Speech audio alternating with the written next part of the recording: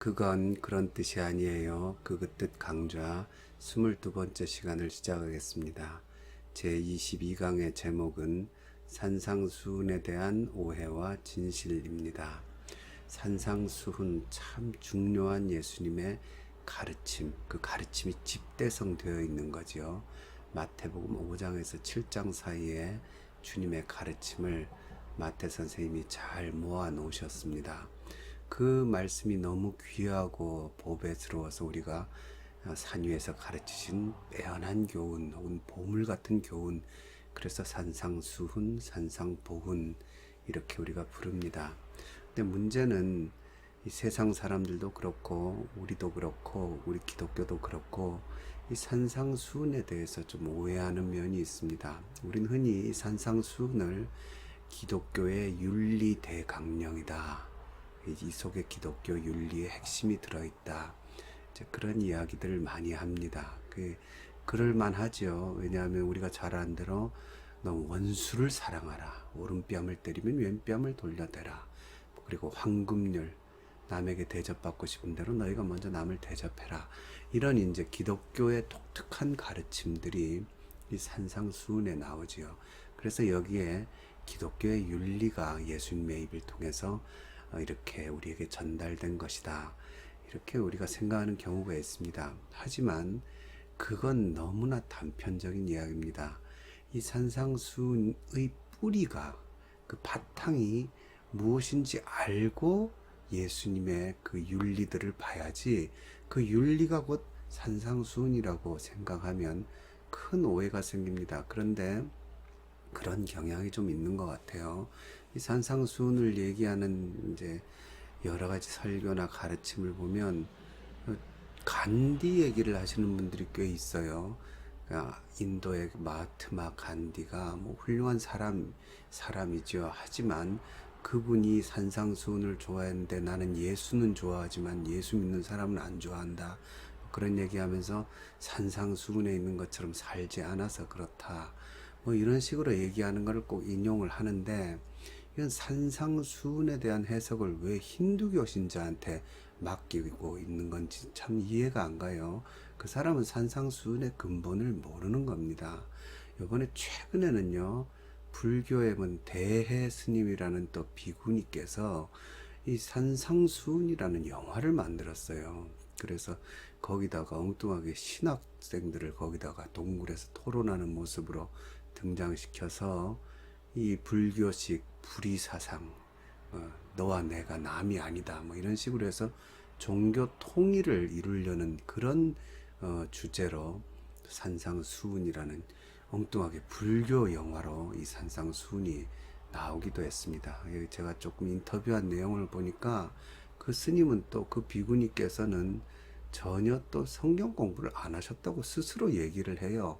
그러니까 자기가 얘기하고 싶은 거를 PD한테 성경 구절을 찾아오라 그래서, 성경이 워낙 방대하니까 그 비슷한 말들을 그냥 상황도 없고 해석도 없이 찾아와서 그래서 만든 시나리오다, 자기 입으로 스스로 그렇게 얘기를 했어요. 그 얘기, 세상 사람들이 이렇게 나오는데 또 우리 기독교는 그거에 또 맞춰서 뭐 간디가 이렇게 얘기했다, 불교도 이렇게 얘기한다, 이런 식으로 대응하는 분위기가 좀 있는 것 같아서 참 안타깝습니다. 그거는 우리 스스로부터 예수님께서 주신 이 산상수훈의 근본과 기반에 있는 그 가장 소중한 복음의 뿌리를 모르기 때문에 이런 일이 벌어진 겁니다. 그래서 제가 이 강의를 지금 준비했는데, 산상수훈이 정말 어떤 진짜 본질에서 나온 것인지 저랑 함께 찾아나가 보지요. 제가 성경 읽기 신학 강좌에서도 말씀드렸지만, 이 성경을 정독하고 깊이 바르게 읽어 나가는 가장 중요한 기술 중에 하나가 육하 원칙을 꼭 기억하고 있는 겁니다. 그러니까 언제 어디서 누가 무엇을 왜 어떻게를, 이걸 이제 늘 염두에 두면서 읽어가는 거죠. 그걸 통해서 사실이 드러나거든요. 근데 특별히 산상수훈 같은 경우는 설교이기 때문에 스토리가 아닙니다. 이 속에서 어떤 전체를 아우르는 그 바탕, 본질로 들어가려면 이 속에서 예수님이 누구에게 이 이야기를 하고 계신가, 즉 후, 육하원칙의 누구를 주목할 필요가 있습니다. 그렇게 우리가 산상수훈을 보면 예수님께서 이 속에서 네 캐릭터에 대해서 언급하고 계시다는 것을 우리가 발견할 수 있습니다. 이 네 캐릭터가 산상수훈 전체를 아우르고 있습니다. 그래서 이 캐릭터들을 잘 분석을 하면 산상수훈 전체에서 예수님이 뭘 말씀하고 계시는지 우리가 가까이 나아갈 수 있습니다. 그 본질에요.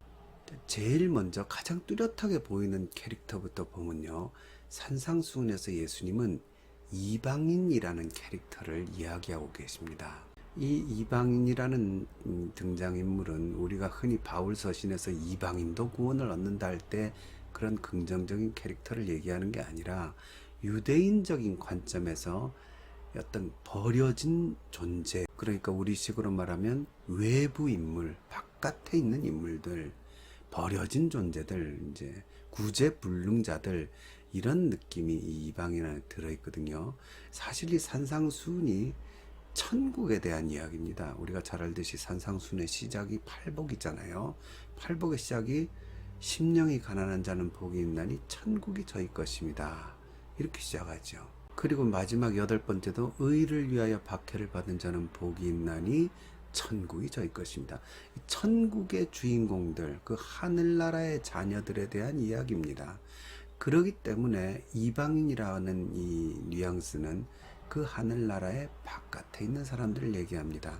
그럼 이제 구체적으로 한번 보죠. 마태복음 6장 31절에 보면요, 그러므로 염려하여 이르기를 무엇을 먹을까, 무엇을 마실까, 무엇을 입을까 하지 말라. 그리고는 이는 다 이방인들이 구하는 것이라, 이렇게 나옵니다. 그러니까 이방인들이 어떤 특성을 가지고 있냐면 염려가 있어요. 근데 그 염려의 핵심이 뭐냐? 뭘 먹을까? 뭘 마실까? 뭘 입을까? 혹시 여러분 중에도 이게 핵심인 분이 안 계십니까? 옛날에는 먹을 게 없어서 이런 고민을 할 수도 있고, 또 혹은 너무 많은 걸 가질 수 있는 분도 이런 고민을 하실 수 있습니다. 오늘은 무슨 옷을 입고 폼나게 한번 나가볼까? 오늘은 어디서 우아하게 칼질을 할까? 하여튼 많든 재물이 많든 적든 이들의 관심사, 이방인들의 관심사는 뭘 먹을까, 입을까, 마실까, 이겁니다. 육신에 대한 것이죠. 그래서 예수님은 그 6장 25절에서 그러므로 내가 너희에게 이르노니 목숨을 위하여 무엇을 먹을까, 무엇을 마실까, 몸을 위하여 무엇을 입을까 염려하지 말라. 땅에 있는 목숨, 땅에 있는 몸뚱아리를 위해서 사는 삶을 살지 말라고 예수님이 이제 권유를 해 주시는 거죠. 그러니까 이방인들의 정체가 드러나죠. 이들의 관심사가 땅에 속한 거다. 그러다 보니까 그 위에 이제 나오는 말씀에 딱 걸리는 거죠. 19절에 너희를 위하여 보물을 땅에 쌓아두지 말라, 이렇게 나오죠. 그리고는 오직 너희를 위하여 보물을 하늘에 쌓아두라. 그러니까 이방인들은 보물을 땅에 쌓아두고, 이 보물, 자기들이 중요시 여기는 것, 가치를 두는 것을 땅에서 얻으려고 애쓰는 겁니다. 그럼 그들이 중시하는 게 뭐냐? 몸이죠, 몸. 육신이죠. 육신의 삶이죠. 그래서 이 이방인들은 땅에 속한 사람들입니다. 그래서 이방인인 겁니다. 왜냐하면 아까 말씀드린 대로 하늘에 대한 얘기라 그랬잖아요. 어떻게 하늘에 속할 것인가가 산상수훈의 핵심이라면 그 하늘이 아니라 땅에 속한 사람, 경계선 밖에 있는 사람들, 그 이방인입니다. 그래서 예수님께서 이 이방인에 대한 언급을 산상수훈의 중요한 한 부분으로 이 육신의 삶을 가장 중시 여기는 사람들의 삶, 이 사람들은 너희 믿는 자들과 어울리지 않는다는 얘기를 지금 산상수훈에서 하고 계시는 겁니다. 근데 이들 중엔 꼭 뭐 인종적으로 이방인들, 안 믿는 사람들만 있는 건 아닙니다. 왜냐하면 여기 24절에 보면 너희가 하나님과 재물을 겸하여 섬기지 못한다, 이 말씀을 보면요, 믿는 사람들 중에도 수상한 사람들이 있다는 거죠. 하나님을 섬기는 것 같은데 재물을 겸하여 섬기는 사람들이 있을 가능성을 그래서 보여주시니까 믿는 사람들도 이방인의 편에 그러니까 경계선 바깥에 하늘 밖에 땅에 속한 자들, 거기에 속한 자들이 있을 수 있다. 이런 가능성도 지금 이야기하시는 거죠. 여하튼 이 첫 번째 캐릭터인 이방인은 말 그대로 하늘 바깥에서 자기 몸을 위하여 살아가는 사람들이죠.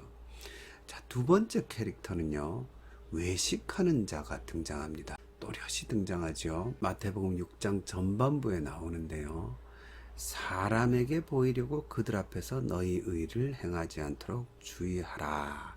이렇게 말씀하시죠. 그러니까 이들은 이방인과는 전혀 다릅니다. 이들은요, 하나님을 의식합니다.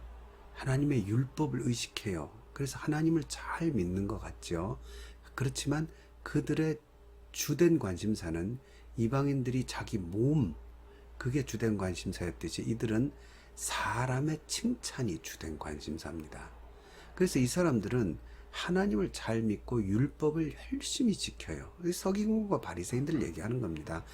복음서에 주로 등장하는 그 서기관과 바리새인들이 하나님의 말씀을 정말로 열심히 지키지만 그 목표가 뭐냐? 하나님께 칭찬을 듣고 하나님의 은혜에 감사해서가 아니라 그 율법을 통해서 사람의 칭찬을 얻기 위함이다. 예수님 그렇게 말씀하십니다. 그래서 여러 가지 신뢰들이 아주 구체적으로 나오죠. 보면 2절에 그러므로 구제할 때 구제의 경우 나팔을 불지 말라 그러죠. 이 나팔 부는 이유가 뭡니까? 나 구제했다 이렇게 나팔 부는 이유는 여기 2절에 사람에게 영광을 받으려고 그 외식하는 자들은 자기의 구제를 열심히 선전을 하고요. 그 다음 5절에는 기도할 때 또 떠벌려서 딴 사람들에게 기도 잘하는 사람인 것처럼 보이려고 애를 쓰고 뭐 이런 게 쭉 나옵니다. 그리고 금식할 때는 슬픈 표정을 짓고 그렇게 하지 말라는 거죠. 왜냐하면 사람에게 보이려고 사람에게 영광을 얻으려고 칭찬을 얻으려고 이런 일을 하는데 그래서 칭찬을 들어버리면 어떻게 되냐면 너희 상을 이미 받았느니라. 예수님 그렇게 선언하십니다. 그러면 하나님의 나라에서 얻을 상이 없어지고요. 이렇게 외식하는 자들은 결국 뭐와 똑같아지냐면 이방인과 동일한 존재가 됩니다. 왜 그러냐면요. 이방인들은 땅에서 자기 몸을 위한 먹을 것, 입을 것, 이런 육신적인 것, 물질적인 것을 추구하잖아요. 근데 이 사람들은요, 이런 어떤 물질적인 걸 추구 안 하는 것 같아요. 그러나 근본으로 들어가면 똑같이 땅에 있는 걸 추구합니다. 그게 뭐냐면 사람들의 칭찬, 명예죠, 명예. 이방인과 마찬가지예요. 자기들의 보물은 뭐냐? 이방인은 재물이지만 이 사람들은 명예예요. 그러니까 그 명예를 위해서 땅에다가 그 명예를 쌓는 거죠. 그래서 이 6장 전체 구조상 앞부분에는 이 외식하는 자들이 나오죠. 뒷부분에는 이방인들이 나오죠. 모양은 전혀 다르고 무슨 뭐 품위도 다른 것 같지만 그러나 결론적으로 그 가운데 뭐 있냐? 너희를 위하여 보물을 땅에 쌓아두지 말라는 구절에 딱 중심에 두고는 양쪽으로 나뉘어 있는데 같은 존재라는 겁니다. 그들은 하늘에 대한 갈망과 염려보다 땅에서 어떻게 뭔가를 얻고 자기의 보물을 땅에서 발견하고 땅에다가 이걸 축적하려는 그런 욕심으로 한쪽은 명예를 한쪽은 재물을 이렇게 해 나가지만 그렇기 때문에 결국은 이 둘 다 땅에 속한 자가 된다는 거죠. 그래서 고차원적인 유대인들이죠. 주로 율법주의자들, 외식하는 자들. 그들은 결국 이방인과 같은 존재다. 예수님이 지금 산상수훈의 4캐릭터 중에 2캐릭터, 땅에 속한 캐릭터들을 이렇게 지금 이야기해 주고 계시는 겁니다. 이제 3번째 캐릭터로 이제 가야 되는데 그 전에 산상수훈은 중간에 중요한 단계를 하나 두고 있습니다. 그게 뭐냐면 이 외식하는 자들이 그러니까 율법의 본래의 정신, 그 율법을 지켜야 될 이유를 제대로 알지 못하고 사람의 칭찬을 얻기 위해서 지금 율법을 지키잖아요.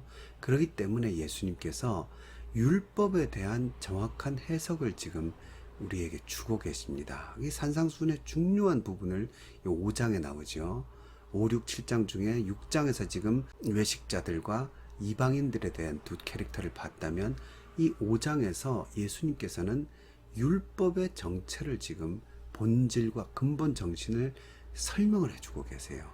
그게 뭐냐면 그 유명한 옛사람에게 말한 바 하면서 이러이러했으나 나는 너희에게 이르노니 하면서 옛 가르침을 뛰어넘는 예수님의 진짜 율법에 대한 가르침. 옛사람들은 모세를 포함하는 거죠. 그 옛사람에 속한 모세적인 가르침을 뛰어넘는 예수님이 하나님의 아들이시기 때문에 가장 큰 권위를 가지신 예수님께서만 선언하실 수 있는 진짜 율법의 핵심을 예수님께서 말씀하십니다. 그 핵심이 뭐냐? 본래 그냥 외식하는 자들의 목표는 이 율법을 통해서 사람의 명예를 얻는 거라 그랬잖아요. 그러기 때문에 율법을 잘 지키는 척을 해야 돼요. 그 잘 지키는 척을 하려면 율법의 개수가요 점점 늘어나야 됩니다. 왜냐하면 몇 가지 안 되면요 다 지키는 것 같잖아요. 그러니까 복잡하고 아주 여러 가지로 분할을 시켜놔야 그 율법들을 너는 이거 안 지켰지, 넌 이거 안 지켰지, 난 지킨다 이렇게 갈 수 있잖아요. 그래서 여러분 뭐 이런 얘기 들어보셨을까요? 뭐 탈무드니 미드라시니 미쉬나니 이게 다 뭐냐면요 성경에 나오는 율법들을 랍비들이 다시 해석을 한 겁니다. 그러니까 조항이 많아지죠. 성경에도 나오죠. 복음서에도 장로들의 유전 이런 말이 나오죠. 장로의 전통. 그러니까 성경에 나오는 계명과 율법을 바탕으로 그걸 더 많이 해서 예를 들어서 안식일에는 일하지 말라 그랬다. 일을 안 하는 게 뭐냐? 일이 대체 뭐냐? 짐을 지는 건 일이다. 그래서 손에 무화과 크기 이상의 어떤 물건을 들면 일이 되는 거예요. 그럼 뭐 애기 엄마는 그럼 애를 업어야 되잖냐? 아, 그럴 땐 또 애기 엄마는 또 괜찮다. 그럼 뭐 걷는 건 일이잖냐? 아, 걷는 건 회당 갈 정도만 걸으면 된다. 1.2km 정도 되거든요. 그 정도까지는 걸어도 된다. 그래서 성경에 보면 안식일에 가기에 좋은 길이다. 그 회당까지의 거리, 그 정도 길은 걸어도 되는 길이라는 뜻이에요. 그런 것들이 본래 성경에 나오는 게 아니라요. 그 랍비들이 자꾸 외식자들이 끼워 맞추는 겁니다. 거기에서 나는 지킨데 넌 안 지키냐 이런 식으로 사람의 명예를 얻기 위해서 이게 점점 복잡해지는 거죠. 상처가 나면 어떡하냐. 붕대는 감을 수 있다. 근데 속에 약을 바르면 그건 또 일이다. 예수님이 안식일에 사람 치료한 것 같고 그것 때문에 또 막 그 딴지를 걸었잖아요. 이렇게 점점 복잡해집니다. 이게 율법의 껍질과 외식하는 자들의 율법의 특징입니다. 그런데 예수님께서 율법의 본질을 이야기해 주시죠. 그때 율법의 본질이 뭡니까? 예수님이 아주 어떤 무서운 가르침을 주세요. 마태복음 5장 21절부터 이제 나오는데요. 옛사람에게 말한 바 살인하지 말라. 누구든지 살인하면 심판을 받게 되리라 했다는 것을 너희가 들었으나 나는 너희에게 이르노니 하고는 살인이 뭐냐? 형제에게 노하는 것도 살인이고 형제를 대하여 라가라 하는 자는 또 미련한 놈이라 하는 자는 욕하는 거지. 바보야 멍텅구리야 이렇게 형제에게 말하는 것은 뭡니까? 지옥불에 들어가는 거다. 이게 율법을 예수님이 본질을 얘기해 주시는데 어떻게 돼요? 축소됩니까? 확장됩니까? 굉장히 확장이 돼버려요. 살인은 단순히 사람을 안 죽였다. 난 그러고는 그거에서 내 스스로 의롭다고 생각하려고 했는데 사람을 미워하고 욕하는 것 살인이다. 어느 정도냐? 지옥불에 들어갈 살인이다. 그 개념이 쭉 이어집니다. 간음하지 말라. 음욕을 가지고 이성을 보는 것도 간음이다. 지옥불에 들어간다. 눈을 빼버리는 게 낫다. 그런 말씀하시죠. 그 다음에 맹세, 헛된 맹세하지 말고 맹세를 지키라 그랬는데 맹세하는 것 자체가 잘못된 거다. 맹세 자체를 하지 말라. 눈엔 눈, 눈 이이죠. 눈엔 눈으로, 이는 이로 갚으라 했지만 그러나 사실 오른뺨 때리면 왼뺨 들고 오리를 가자 그러면 십리를 가야 된다. 원수를 미워하라. 아니다. 원수를 사랑해야 된다. 자, 여러분, 예수님께서 이렇게 말씀하신 이유가 뭘까요? 1차적으로는요, 외식하는 자들을 향한 겁니다. 외식하는 자들이 봐라, 나 이렇게 율법 잘 지켰잖냐, 나 이렇게 율법을 꼼꼼하게 잘 지킨다, 이걸로 명예를 얻잖아요. 근데 예수님이 무슨 말씀하시냐면 너 그거 율법 잘 지킨 거 아니야. 너 살인 안 했다고 자랑해. 너 간음 안 했다고 자랑해. 네 눈에 음욕이 있으면 벌써 간음이야. 네가 형제를 향해 바보야 그러는 순간 넌 벌써 율법을 어긴 거야. 그러니까 니는 외식자들은 명예를 얻을 수가 없다는 거죠. 그걸 예수님께서 선포해 버리시는 겁니다. 그러니까 예수님의 이 옛사람과 나는 너희에게 이르노니 이 가르침들은 결국은 1차적으로 외식하는 자들의 외식이 그릇된 것임을 밝혀주시는 겁니다. 너희가 율법으로 의로움과 칭찬을 사람에게나 하나님은 당연하고 사람에게도 얻을 자격이 없다는 걸 말씀하시는 거죠. 그런데 문제는 이 기준이 이제부터 심각해지는 겁니다. 이러한 기준이 외식자들에게만 적용이 될 수 없다는 거죠. 똑같은 기준으로 예수님의 이 말씀은 예수님을 이미 믿는다는 신자들, 우리들에게도 적용이 됩니다. 그렇잖아요, 여러분. 예수님의 이 기준이 외식자들만 그러니까 너희는 틀렸어라고 말하는 게 아니라 우리도 똑같이 살인하지 말라, 간음하지 말라, 헛맹세를 하지 말라 여기에 예수님의 기준을 적용하면 우리도 똑같이 죄인으로 지금 드러나게 되는 겁니다. 문제가 이제부터 심각해지는 겁니다. 여기서부터 산상수훈의 10년으로 들어갑니다. 그래서 산상수훈은 단순한 윤리 가르침이 아니라는 거예요. 여기에 등장하는 이 원수를 사랑하라, 이웃을 사랑하라, 오른뺨 때리면 왼뺨을 돌려대라 하는 게 단순히 윤리 가르침이 아니라는 거예요. 이거는 윤리적인 가르침이라고 하기에는 너무 들어갔어요. 왜? 지킬 수가 없는 거예요. 인간이 어떻게 그럽니까? 여러분 평생 살면서 정말 오른뺨을 때리면 왼뺨을 돌려대시면서 원수를 전혀 미워하지 않고 미련한 놈아 이 말 한마디 안 하고 이 바보야 이 바보 녀석 뭐 이런 얘기 안 하면서 사는 겁니까? 불가능하죠. 여러분 전혀 이성에 대한 음욕이 없이 평생을 삽니까? 불가능하죠. 그런 어떤 모든 상황 속에서 외식하는 자들만 예수님이 뭐라 하신 게 아니라 우리 모든 인간들, 뭐 심지어 우리 믿는 자들까지도 지금 우리는 정신을 차리고 다시 여기에 주목을 해야 되는 겁니다. 이건 우리에게도 적용이 되는 거고 결국은 그래서 예수님은 뭘 말씀하고 계시는 겁니까? 여기서 이 세상 그 누구도 실제로 율법의 진정한 정신과 본질에 이르는 그 가르침에 들어가면요 율법을 못 지킨다는 말씀을 하시는 겁니다. 예수님께서 율법을 지킬 수가 없어요. 율법을 지키고 조금 뭐 노력은 할 수 있겠지만 그러나 어떤 면에서 외식하는 자들 정도의 율법 인식으로는 율법을 지키는 것 같아요. 바울도 옛날에 그랬잖아요. 내가 율법에 이르는 완전한 자였다 믿기 전에. 그런데 이제 봤더니 예수님의 가르침으로 이 율법의 진짜 주인이신 예수님의 가르침 앞에 서 보니까 이 모든 인간은 율법을 지킬 수가 없는 존재가 되고 마는 겁니다. 그리고 율법을 지키지 못하면 어떻게 됩니까? 그 율법 앞에서 율법을 지키겠다고 도전하다가 그 율법의 진짜 근본인 미련한 놈 라가 이런 형제를 미워하는 것 여기에 걸리면 어떻게 됩니까? 지옥불에 들어가게 되리라. 여러분 아시죠? 성경에서 지옥 얘기 제일 많이 하신 분이 예수님이세요.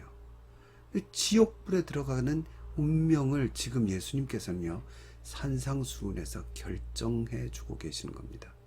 누구에게? 모든 이에게요. 이 율법 앞에 선 모든 이에게 지옥불이 예비되어 있다는 얘기를 하시는 겁니다. 여러분 어떻게 잘 따라오고 계십니까? 우리는 지금 산상수훈의 심연 본질이라는 그 깊은 바탕의 입구에 지금 서 있습니다. 여기서부터 산상수훈이 나온 거예요. 그 입구에서 이제 진짜 예수님이 여기서 하시고자 하시는 말씀을 들어봅시다. 율법을 통해서 사람의 칭찬을 얻는 외식자, 너희는 택도 없다. 율법을 너희는 지키는 게 아니야. 율법은 이것만 어겨도 어기는 것이야. 너희는 절대 율법을 지킬 수 없어. 이렇게 외식자들한테 말씀하신 것 같지만 사실 우리한테도 그 말씀을 주심으로써 우리도 당황하게 되는데, 그런데 문제는 이 당황한 자리에서 갑자기 당황스럽지만 반가운 우리의 아주 거대한 뭔가가 여러분 다가오지 않습니까? 바로 그거죠. 이제 복음이 여기서 다가오는 겁니다. 여러분 저는 바울 선생님이 이 예수님의 산상수훈을 뚜렷하게 알았다고 생각합니다. 바울은요 이걸 자기의 평생의 묵상의 제목으로 삼았을 겁니다. 왜? 예수님이 가르쳐 주신 율법에 대한, 바울은 율법학자거든요. 근데 예수님이 살인, 간음 이런 것들을 재해석하신 걸 들으면서 바울이 고민에 빠졌죠. 그러다가 발견한 게 뭡니까? 율법이라는 게 지켜서 구원을 얻는 게 아니구나 하는 걸 발견한 거죠. 그리고는 거기에서 율법의 의가 아니라 믿음으로 구원을 얻는다는 그 복음의 비밀을 밝혀서 지금까지 우리 기독교의 바울이 그걸 해석해 준 거죠.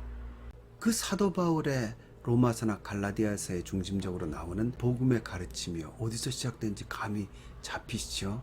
지금 예수님께서 해석해 주신 이 율법, 나는 너희에게 이르노니에서부터 이게 시작이 되는 겁니다. 그래서요, 바울 사도가 로마서에서 이걸 분명하게 얘기하죠. 로마서 3장 19절에 보면 우리가 알거니와 무릇 율법이 말하는 바는 율법 아래 있는 자들에게 말하는 것이니 이는 모든 입을 막고.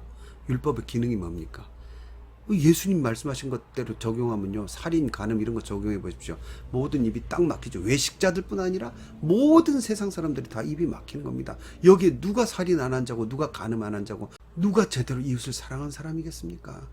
누구도 예수님의 이 가르침에서 벗어날 수가 없어요. 그러니까 바울이 그대로 얘기하잖아요. 이는 모든 입을 막고, 예수님의 해석대로 율법을 보니까 그 앞에 다 입을 다물게 되는 거죠. 그리고는 어떻게 됩니까? 우린 죽을 존재가 되는 겁니다. 온 세상으로 하나님의 심판 아래 있게 하려 함이라. 그러므로 율법의 행위로 그의 앞에 의롭다 하심을 얻을 육체가 없나니 율법의 기능이 뭐다? 율법으로는 죄를 깨달음입니다. 저는 바울 선생님이 예수님의 이 내가 너희에게 이르노니, 나는 너희에게 이르노니 이 말씀을 가지고 저 아라비아 사막에서 했던 어디든 묵상하다가 저는 이 결론에 이르렀다고 나중에 천국 가서 한번 물어보십시오. 분명히 그럴 겁니다. 여기에 이른 겁니다. 율법으로는 죄를 깨달을 뿐이다. 우리 속에는 죄를 비춰주는 이 뭡니까? 엑스레이 광선이라는 거죠. 이 엑스레이 광선 쬐다고 우리 병이 낫습니까? 안 낫죠. 그러나 그 엑스선 광선을 통해서 우리의 죄가 드러나는 거죠. 이 율법의 기능이다. 그러니까 외식자들 얼마나 어리석습니까? 율법을 통해서 칭찬을 얻으려 한다. 지키지도 못하는데 그걸 통해서 인간에게 명예를 얻는다. 어리석기 이를 데 없죠. 그러나 동시에 우리도 마찬가지죠. 우리도 율법의 의 앞에서는 우리는 그냥 죄인, 입 다물고 심판받을 수밖에 없는 존재가 된다. 이게 산상수훈에서 나온 겁니다. 그러니까 여러분, 단순히 오른뺨 때리면 왼뺨을 돌려들라, 원수를 사랑하라, 이런 게, 여러분 우리도 오른뺨 때리면 왼뺨 돌려대십니까? 물론 그럴 수 있어요. 이제 그건 좀 이따 얘기 드리겠습니다만은, 그러나 그 상황이 다 적용되면요, 누가 구원을 얻습니까? 못 얻죠.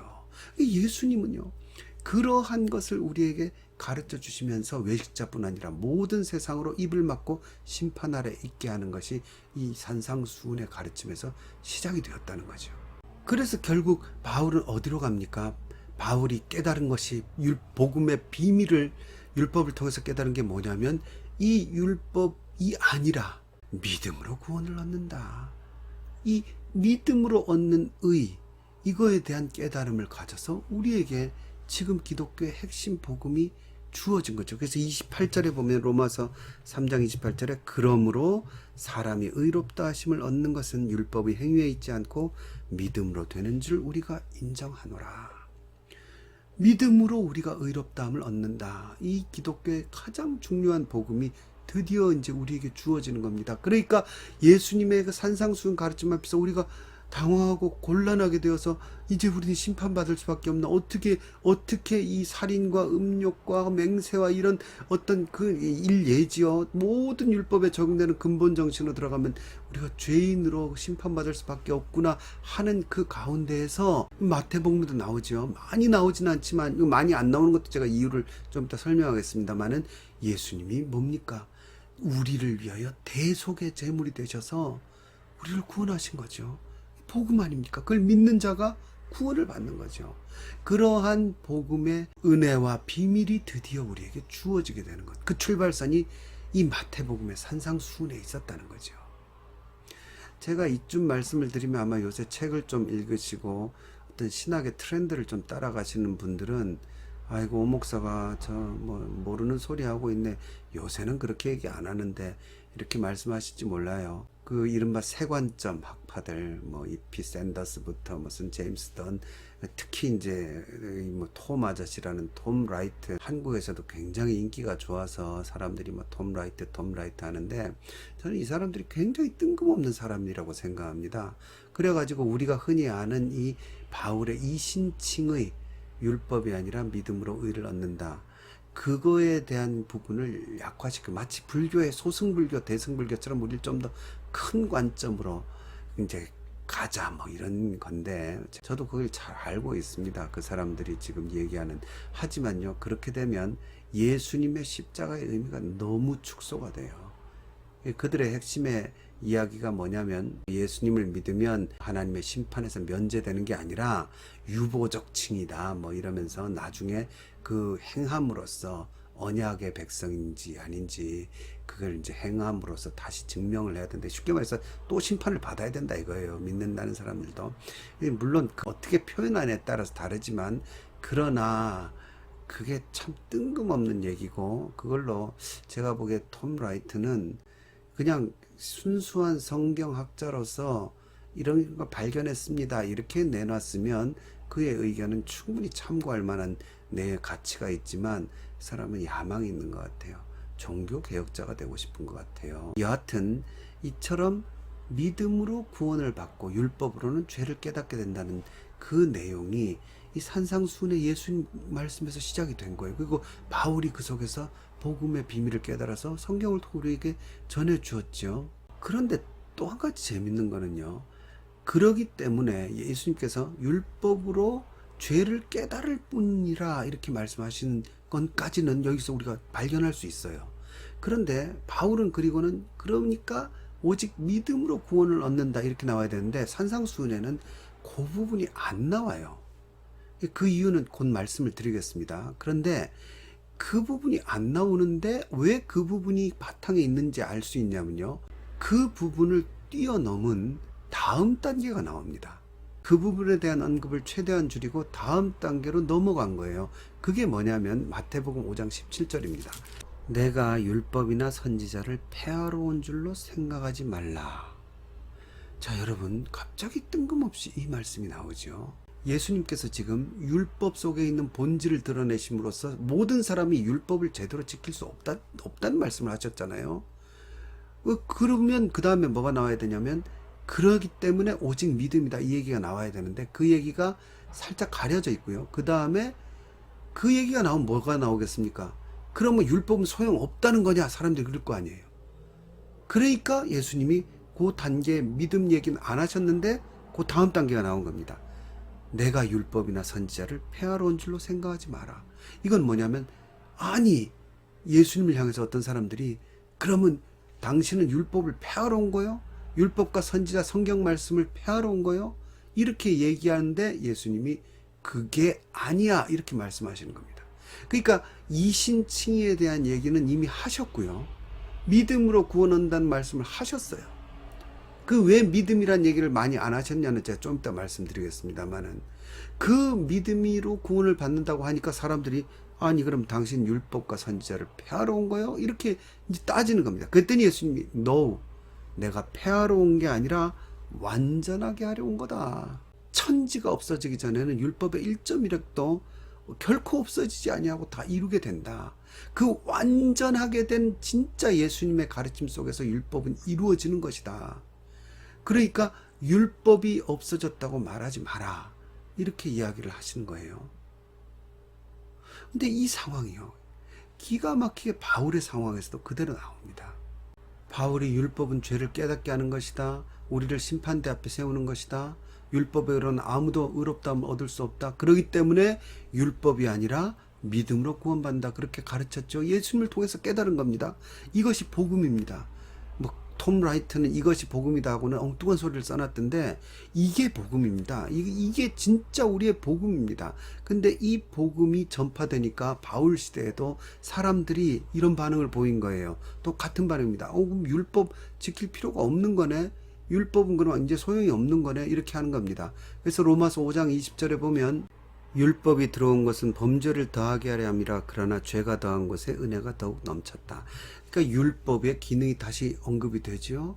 율법은 사람이 죄인인 걸 깨닫게 하는 겁니다. 그런데 죄가 더해진 곳에 은혜가 더욱 넘쳤다. 그랬더니 어떤 사람들이 뭐라 그러냐면요. 그래?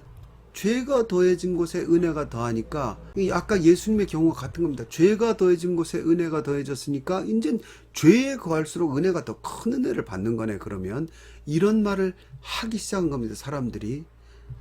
무법한 사람들이 나온 거예요. 그러니까 바울이 뭐라 그럴까? 6장 1절에 그런즉 우리가 무슨 말을 하리요? 은혜를 더하게 하려고 죄에 거하겠느냐? 그럴 수 없느니라. 이렇게 선언합니다. 그러니까 믿음으로 구원을 얻은 자에게도 여전히 율법의 행위가 효력이 있어야 된다는 거죠. 없어지는 게 아니라는 거죠. 그런데 이 사람들은 뭐라 그러냐? 그럼 난 믿었으니까 이제는 율법과 행위는 아무 소용이 없는 거네.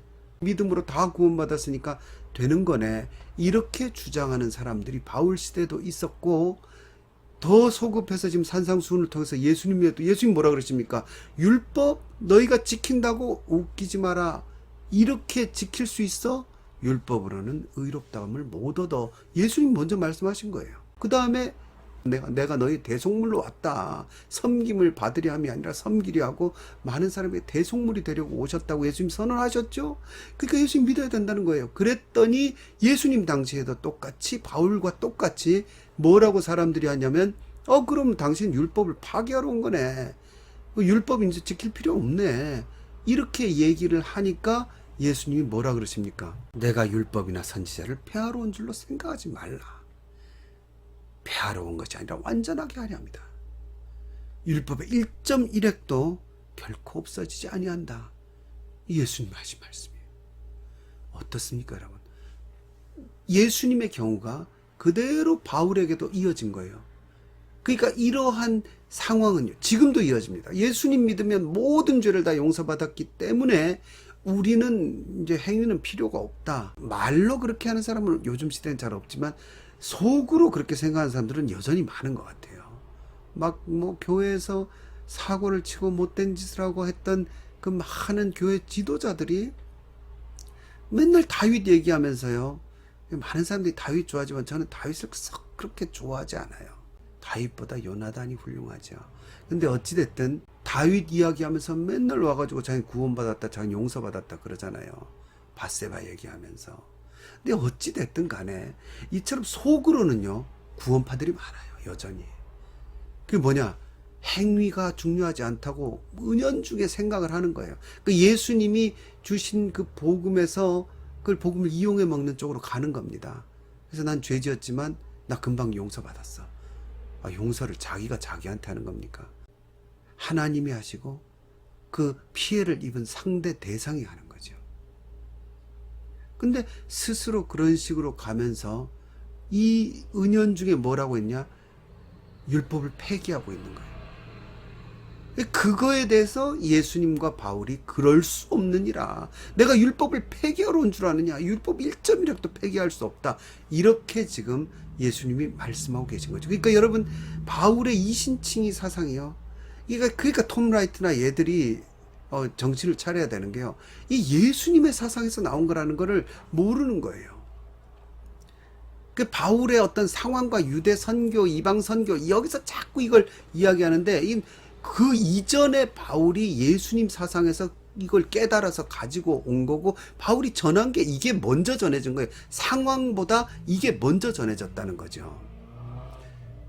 좌우간 그건 나중에 제가 한번 책으로 정리를 할 기회가 생기면 좋겠습니다. 이런 어떤 율법 폐기론자들이 여기 나오는 겁니다. 믿으니까 다 된다 이거죠. 믿음 만능주의로 내가 믿는다. 그러니까 믿기 때문에 행위는 이제 필요 없다. 이게 얼핏 맞는 얘기 같죠. 우리가 너무나 익숙하고 잘하는 얘기 같죠. 근데 여기에 큰 모순이 있어요. 그게 뭐냐면요.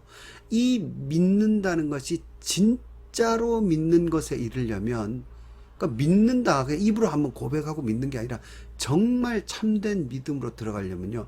중요한 단계가 있습니다. 굉장히 중요한 두 기둥이 있어요. 그게 뭐냐면요. 자기가 죽을 수밖에 없는 존재였다는 자기 죄에 대한 두려움이 있습니다. 두려움이 윗바닥에 깔려 있어요. 여러분 길 가다가요 낭떠러지에 발 한번 헛디뎌 죽을 뻔했다가 살아나도요 그게 두고두고 이 생각을 합니다. 아우, 그때 큰일 날 뻔했지. 그때 큰일 날 뻔했지. 근데 내가 정말 죄를 깨닫고 율법 앞에서 내가 심판받을 존재라는 걸 깨달았고 구원을 받았다면요, 그 두려움이, 이 트라우마가 아직 있어요. 기쁨이 있지만 기쁨과 동시에 그 기쁨이 어디서 오는 겁니까? 거기서 구원받았기 때문에 오기 때문에 그 두려운 근본, 심판에 대한 두려움이 여전히 남아있어요. 그래서 비슷한 상황이 오면 정말 또 두려워지죠. 그러니까 죄에 들어가기가 힘들어요. 죄에 들어가면 그 옛날에 빠져나온 그 속에 느꼈던 그 심판의 두려움이 다시 올라오기 때문에 함부로 죄 속에 다시 못 들어가죠. 그래서 이 자기 죄에 대한 두려움, 자기가 지옥에 떨어질 뻔했던 그 두려움이 근본에 진짜 믿는 사람은 깔려 있고요. 동시에 거기서 어떻게 구원받았습니까? 하나님의 아들이 나를 대신해서 십자가에 죽으셨잖아요. 처참한 처벌을 대신 받으셨잖아요. 그 처참한 처벌이 나를 구원했다는 것에 대한 송구함이 있어요. 아주 깊고 깊은 황송함과 송구함과 감사함, 이게 희한하게 버무려져서요, 묘한 감정이 생겨요. 그래서 예수 믿는 걸 울다가 웃다가라고 하잖아요. 기쁨이 있고요. 우리 찬양할 때 막 기뻐서 펄펄 뛰면서 하다가 또 그다음 펑펑 울다가, 왜 그럽니까? 이게 표현할 수 없는 감정의 여러 이 근본들이 뒤엉켜 있기 때문에 그래요. 그게 진짜 믿는 자의 자세입니다. 그래서 여러분, 이게 잘 표현된 영화가 있어요. 이 영화가 이른바 뭡니까, 그 망한 걸작이라고요. 그 개봉 당시에는 사람들에게 크게 어필 못했는데 나중에 사람들이 막 명작이라고 하는 영화가 있어요. 우리나라 영화 중에 해바라기란 영화가 있어요. 이 조폭 영화인데요. 뒤로 가면 이제 조폭 영화의 절정으로 막 잔인한 장면들이 나오지만 이 앞부분을 보면 전설의 조폭이 나와요. 이 김래원이라는 배우가 나오죠. 그 있지 않습니까? 꼭 이렇게 뭐 다 가져가야만 속이 후련하냐? 뭐 개그맨이나 코미디언들도 흉내내는 그 영화예요. 근데 이 영화를 한번 보세요. 이 영화를 보면서 참 깊은 깨달음을 얻을 수 있는 게, 그 전설의 정말 주먹의 황제 같았던 김래원이요, 감옥에 갔다 와서 어떤 아줌마한테 같이 사는데요. 어떤 아줌마한테 엄마라고 하면서 사는데 그 애매한 연기를 합니다. 뭐 어떻게 몸둘 바를 몰라 하면서 미안함이, 감사함이, 죄송함이, 뭐 이런 여러 가지가 섞인 게 나와요. 나중에 알고 봤더니요, 그 아줌마의 아들을 얘가 때려 죽인 거예요. 근데 이 엄마가 얘를 자기 아들로 다시 맞아준 거예요. 여러분, 그 은혜를, 그 용서를 받았더니 얘가, 그 표현을 참 그 배우가 잘했어요. 어떻게 이 정말 주먹으로 누구한테도 지지 않던 이 애가 삶이 바뀌어버려요. 그 여러분, 교육을 통해서도 아니고요, 오직 은혜를 통해서 삶이 바뀌어버려요. 그리고는 그 변화된 삶 속에서 사람이 점점 정말 선하고 아름다운 사람으로 바뀌어가죠. 물론 마지막에는 복수하는 걸로 이제 끝납니다만은, 조폭 영화로 그거를 예를 들어서 좀 안 됐습니다만은, 우리 예수 믿는 사람의 입장을 굳이 얘기하자면 그것과 굉장히 흡사하다고 봅니다. 하나님 아들 예수 그리스도께서 우리를 용서하셨다는 것, 그걸 진짜로 우리가 받아들이고 믿고 깨닫게 되면요, 여러분, 우리의 속에 율법이 얼마나 다시 소중해지는지 그 영화가 얘기해줘요. 선하지 않았던 존재가 그 용서와 은혜를 통해서 선한 존재로 바뀌어온 건 너무나 당연한 거예요. 바울이 그 얘기를 하는 거예요. 그러니까 죄에 대해서 죽었던 너희가 어찌 거기에 대해서 다시 살겠느냐, 이 큰 사랑을 받고 바울이 지금 그 얘기를 하는 거예요. 그러니까 진짜로 믿는 자들은, 그 은혜와 그 사랑과 용서를 진짜로 믿는 자들은 저절로 이제 율법의 세계로 들어가게 되는 거예요. 그러니까 율법 폐기론자가 아니라 율법을 정말 소중히 여기는 자가 될 수밖에 없다는 그거라는 거죠. 그러니까 그렇지 않는 율법 폐기자들은 뭐냐?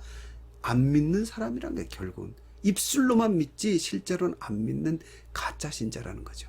이 가짜 신자, 이 율법 폐기론자는 저들은 가짜 신자와 맞닿게 되는 겁니다. 그래서 여러분, 저는 그 요즘 그 김세원 박사나 톰 라이트나 이런 어떤 이야기들, 유보적 칭의나 나중에 하나님의, 그러니까 예수 믿고 바로 뭐 법정으로 의롭다고 이미 선언 받은 게 아니라 하나님의 언약 백성이 되었다가 나중에 다시 그거를 이제 심판대에 서야 된다. 진짜 믿냐 안 믿냐 이렇게 구분을 해야 돼요. 그거를 행위라고 구분을 하면 안 되고요. 행위 구원론이 돼버리거든요. 애초에 진짜로 믿은 사람이냐 아니냐를 하나님이 양과 염소를 가르고 보시는 거죠. 근데 그때에 여러분, 왜 이런 얘기를 자꾸 하냐? 톰 라이트나 김세훈 박사님이나 세관점이나 뭐 요즘 이 행위 강조 얘기가 나오고 심판 받을 수 있고 구원에서 탈락될 수 있고 이런 얘기들이 자꾸 나오는 이유가 뭐냐면, 이신칭의의 복음이 너무 믿음만 강조하다 보니까 행위 강조가 없어서 지금 교회가 타락했다는 거예요. 그래서 이걸 강조하는 복음이 나오게 되었다. 이걸 마치 무슨 이게 명분인 것처럼 내세우는데요. 그것도 크게 잘못된 거예요. 우리 믿는 성도님들이 잘 알아야 됩니다. 여러분, 이신칭의의 복음, 마틴 루터 시대에 그 루터의 오직 믿음으로 복음이 나오기 전에 행위를 가톨릭이 강조했어요. 그래서 행위를 강조하고 행위를 주장하니까 가톨릭이 아주 깨끗하고 청결했습니까? 정반대죠. 행위를 강조했더니 오히려 더 망가져 버렸어요. 거기에 오직 믿음, 아까 그 해바라기 예를 든 것처럼요, 정말 예수님의 은혜와 사랑, 그 크신 내 공로 하나 없이 주어진 복음의 은혜, 이걸 강조했더니 중세가 살아나기 시작했어요. 그게 진짜 사람이 법 있는 선한 존재로 바뀌는 길이고요. 그 복음의 은혜, 십자가의 은혜가 사람을 바꾸는 것이지, 행위를 강조하면 행위가 좋아집니까? 아니, 절대 안 그래요. 오히려 더 위선적인 존재가 되고 외식자가 되는 거예요. 그걸 산상수훈이 보여주는 거죠. 그렇기 때문에 바울이 행위를 얘기 많이 해요. 그러나 결론은 뭡니까? 십자가 외에는 아무것도 알지 않냐기로 내가 작정하였다고 얘기하잖아요. 왜냐하면 그 사랑으로 들어가면 저절로 나는 변화가 돼요. 그래서 여러분, 제가 길게 말씀을 드렸지만 잘 따라오고 계시죠? 이 산상수훈의 세 번째 캐릭터는 바로 이 율법 폐기론자고, 다른 말로 하면 가짜 신자입니다. 믿음으로 자기는 행위를 마음대로 해도 된다는 이야기를 하는 사람들. 그게 어디에 나오냐? 예수님께서 마태복음 5장 17절에 야, 내가 율법이나 선지자 폐하러 온 줄 아느냐? 아니다! 하고 말했던 그 대상이 어디 나오냐? 그 사람들은 주로 어떻게 삽니까? 마음대로 살죠. 믿음으로 다 면죄부를 얻었으니까요. 행위가 없으니까. 그러니까 뭐가 없습니까? 열매가 없죠. 그래서 마태복음 7장 15절부터 나오죠. 거짓 선지자들을 삼가라 하고는 16절, 그들의 열매로 그들을 알 거다. 열매가 없는 자예요. 좋은 나무가 나쁜 열매를 맺을 수 없고 못된 나무가 아름다운 열매를 맺을 수 없느니라. 그럼 이들이 누굽니까? 그 다음에 그 유명한 구절이 나온 거예요. 나더러 주여 주여 하는 자들이죠. 이게 산상수훈의 세 번째 캐릭터입니다. 이 사람들은 복음을 알아요. 예수님을 믿어요. 외식하는 자들은 유대주의자들이에요. 예수님을 몰라요. 근데 이 세 번째 캐릭터는 이제 교회 안의 사람이에요. 예수님 알아요. 복음을 알아요. 믿음 가지고 있는 것 같아요. 근데 믿기 때문에 행위는 필요 없다고 생각하는 사람들이에요. 그러니까 이 거짓된 사람들, 가짜 신자들, 이 마태복음의 다른 말로는 가라지죠. 이 사람들이 예수님께 지금 질책을 받고 있는 겁니다. 그래서 여기 그 유명한 구절, 나더러 주여 주여 하는 자마다 천국에 다 들어가는 게 아니다. 이 뭔 말입니까? 이때 주여 주여 하는 자는 누구냐면요, 산상수훈의 구조 안에서 보면 이 사람들은 율법 필요 없고 행위 필요 없고 믿음으로 모든 게 다 된다, 믿음을 면죄부처럼 이용해 먹는 사람들이죠. 이 사람들은요, 행위가 없는 사람이라기보다 믿지 않는 자들이죠. 애초에. 왜냐하면 믿음은 뭡니까? 그리스도의 십자가의 보혈의 은혜를 믿는 거거든요. 그 깊고 놀라운 희생의 사랑을 믿는 거, 용서의 은혜를 믿는 거. 이 사람들 속에는요, 그런 게 없고 오직 뻔뻔함만 있죠. 애초에 믿은 게 아니죠. 그래서 이거를요, 유다 선생님이, 아주 예수님의 동생 유다 선생님이 아주 기가 막히게 표현하셨죠. 유다서 1장 3절에 보면 사랑하는 자들아 우리가 일반으로 받은 구원에 관하여 내가 너희에게 편지하려는 생각이 간절하던 차에 성도에게 단번에 주신 믿음의 도를 위하여 힘써 싸우라는 편지로 너희를 권하여야 할 필요를 느꼈노니, 이 도를 위해서 왜 싸워야 되느냐, 이걸 왜곡시키는 자들이 나타난 거죠. 근데 이게 누구냐? 4절에 이는 가만히 들어온 사람 몇이 있음이라 그들은 옛적부터 이 판결을 받기로 미리 기록된 자니 경건하지 아니하여, 중요한 말씀입니다. 우리 하나님의 은혜를 도리어 방탕한 것으로 바꾸고 홀로 하나이신 주제 곧 우리 주 예수 그리스도를 부인한 자니라. 이 개역 성경에는 이걸 세교거리로 바꾸고 이렇게 표현을 하죠. 하나님의 은혜, 예수님을 통해서 우리에게 주어주신 예수 그리스도의 그 놀라운 십자가의 은혜를 세교거리, 방탕한 것, 뭡니까? 방탕의 도구로 쓰는 거예요. 왜? 죄 지어도 예수 믿으니까 난 구원 받았어. 죄 지어도 난 천국 가. 이런 식으로 복음의 감격이 있는 게 아니라 복음을 이용해 먹는 거죠. 그게 세교거리, 방탕한 것으로 바꾸니까 결국 뭡니까? 이게 우리 주 예수 그리스도를 부인하는 자죠. 그러니까 믿는 자가 애초에 아니라는 겁니다. 그래서 5절에 보면요, 더 재밌습니다. 너희가 본래 모든 사실을 알고 있으나 내가 너희로 다시 생각나게 하고자 하노라 하고는 주께서 백성을 애굽에서 구원하여 내시고 후에 믿지 아니하는 자들을 멸하셨다 이러죠. 그러니까 세관점이니 뭐 톰라이트니 이 다 헛소리인 게, 나중에 행위, 유보적 칭의, 뭐 그래서 행위가 제대로 안 된 자들을 심판한다는 식으로 이야기를 하는데 그게 아니라는 거죠. 더 근본에는요, 애초에 믿지 않는 자들이었기 때문에 멸망당하고, 이신칭이라는 건 여전히 가장 중요한 본질이라는 겁니다. 믿음의 가치가 더 깊고 중하다는 것을 우리가 알아야 된다는 거죠. 그래서 여러분, 이 믿음으로 행위를 자기 마음대로 된다는 이 주여 주여 하는 자, 거짓 선지자들, 열매 없는 자들, 이 사람들이요 나중에 어떻게 합니까? 이 율법 폐기자들이 마태복음 7장 22절에 그날에 많은 사람들이 나더러 이르되 주여 주여 우리가 주의 이름으로 선지자 노릇하며, 이 선지자 누굽니까? 거짓 선지자. 행위는 이제 필요 없다, 율법은 폐기되었다 하는 사람들, 예수님이 질책하시죠. 그런 거짓된 복음을 전하고, 그 다음에 주의 이름으로 귀신을 쫓아낸다, 주의 이름으로 많은 권능을 행하지 않는, 그러니까 열광주의고 신비주의에 빠지게 됩니다. 하나님의 말씀의 원칙과 하나님의 그 말씀의 순종과 진리에 대한 그 탐구, 진리에 대한 행함, 이거에 관심이 없으니까요, 종교 생활을 하면서 그 종교 속에 있는 열광적이고 신비적인 요소들을 자꾸 끄집어 와서 그걸 채우려고 그러는 거예요. 그래서 여기 권능, 축귀 이런 얘기들이 나오는 거예요. 이게 어디서 오는 거냐? 율법이 소용없고 행함이 필요 없다는 믿음에서 온 거라는 거죠. 그리고 그게 율법 폐기론자들, 즉 가라지, 가짜 신자들이라는 거죠. 그래서 지금 세 가지 캐릭터를 말씀드렸죠. 예수님께서 이방인, 외식하는 율법주의자들, 동시에 반대로 율법이 필요 없다는 율법 폐기론자들, 이 사람들은 결국 전부 다 하늘 바깥에 있는 땅에 속한 자들이라는 얘기가 이 산상수훈이 말하려는 겁니다. 이거 어디서 나온 겁니까? 복음의 기반에서 나온 거죠. 그래서 바울은 로마서 3장 31절에서 그런즉 우리가 믿음으로 말미암아 율법을 파기하느냐? 그럴 수 없느니라. 도리어 율법을 굳게 세운다.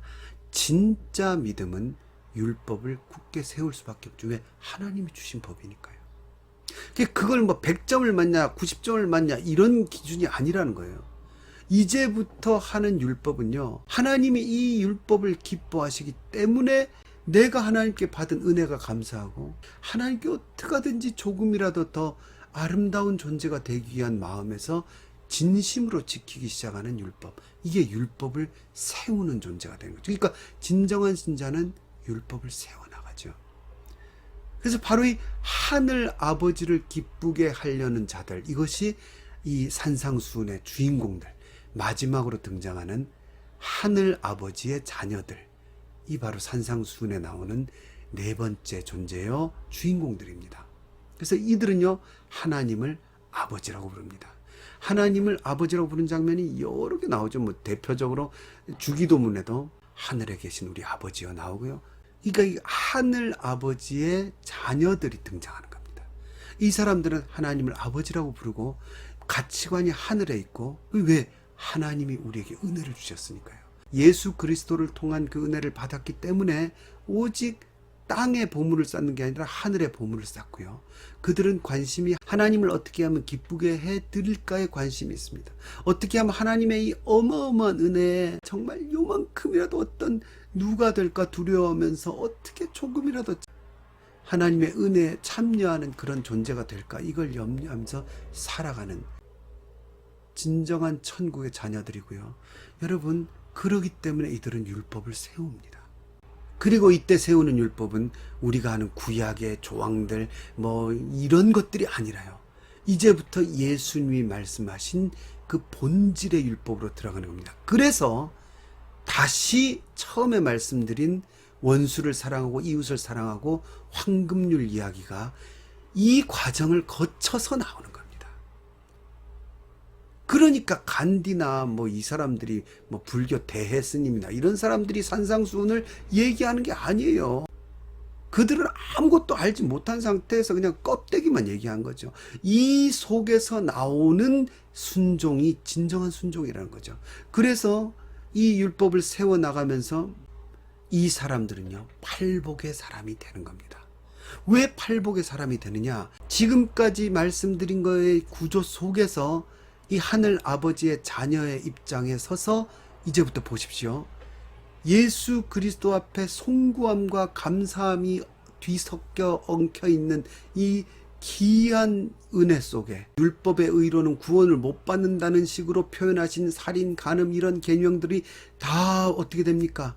폐기되는 게 아니라 완전한 곳으로 점점 뭉쳐지죠. 내가 율법을 폐하러 온 것이 아니라 완전케 하려 오신 거라고 말씀하셨잖아요. 그때 완전함이 어디로 갑니까? 그렇죠.